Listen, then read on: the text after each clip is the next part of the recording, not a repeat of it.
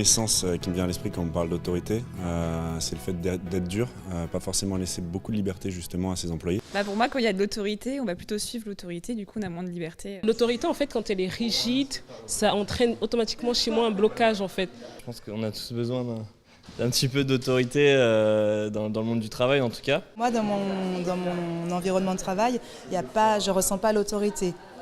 Mais je respecte tout à fait ma hiérarchie. On sait forcément qu'elle est d'emblée cadrée. On n'a pas droit à toutes les libertés, ça fait partie du contrat. On peut très bien avoir un manager et qu'il ne soit pas autoritaire, donc quand même avoir des directives, mais être libre dans ses manières de penser, ses manières d'agir. C'est-à-dire une autorité qui prend ses responsabilités, qui encadre, mais qui est capable de donner de la liberté à ses équipes. Du coup, ce terme d'autorité, pour moi, a une mauvaise consonance. Le terme autorité est peut-être devenu un peu archaïque et qu'on va plutôt parler de management. Et puis ça dépend de notre éducation aussi, si on a quel type d'autorité on a eu. On a toujours l'image de l'autorité parentale ou l'autorité qui punit, qui sévit à chaque fois. On n'a pas l'image de l'autorité positive. Moi je suis en stratégie, donc je pense à l'origine du terme stratégie qui est le chef des armées, celui qui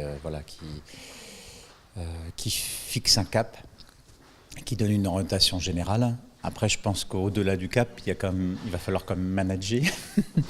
Et donc on a besoin quand même de personnes qui soient capables justement d'assurer que le cadre fixé, ou l'orientation, soit bien respecté. Ça ne veut pas forcément dire être son propre patron, par exemple, la liberté. Ça peut aussi dire avoir un manager, mais être libre de ses actions. Pouvoir gérer nos horaires, pouvoir faire du télétravail quand on a envie de faire du télétravail. Dans l'autre sens, derrière la liberté, on peut avoir de l'autorité. Moi je sais que si on me donne de la liberté, je peux me donner à fond et ça me donne envie de me donner à fond. C'est ce qu'il y a de plus payant quand on laisse de la liberté aux gens, c'est dans ces cas-là qu'ils donnent le meilleur d'eux. Qu'il ait l'impression que voilà, son avis est pris en compte, il représente vraiment quelque chose pour son employeur et pour ce qu'il fait a de l'importance, ce qu'il pense a de l'importance. Donc si on ne met pas un minimum de cadre, les libertés vont vite devenir des dictatures et des abus de pouvoir. Il y a l'autorité qu'on se donne pour ne pas aller trop loin. Et puis il y a l'autorité peut-être supérieure, ça peut être un tiers, ça peut être une institution qui va s'assurer justement qu'on ait chacun sa place pour jouir de notre liberté au mieux.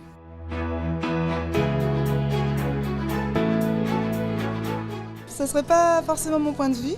Pour moi, c'est deux choses différentes. C'est assez compliqué de concilier les deux. Les deux ne peuvent pas sont obligés de cohabiter parce que si on ne met pas un minimum d'autorité dans toutes les libertés, on ne respecte plus les autres. Nous sommes libres en fait de faire ce qu'on doit ou ce qu'on peut faire, mais dans le respect vraiment de cette autorité-là. Donc je pense que vraiment les deux vont ensemble. Les deux sont compatibles, il n'y a pas de doute, oui. Oui, les deux font la paire. Les deux font la paire là.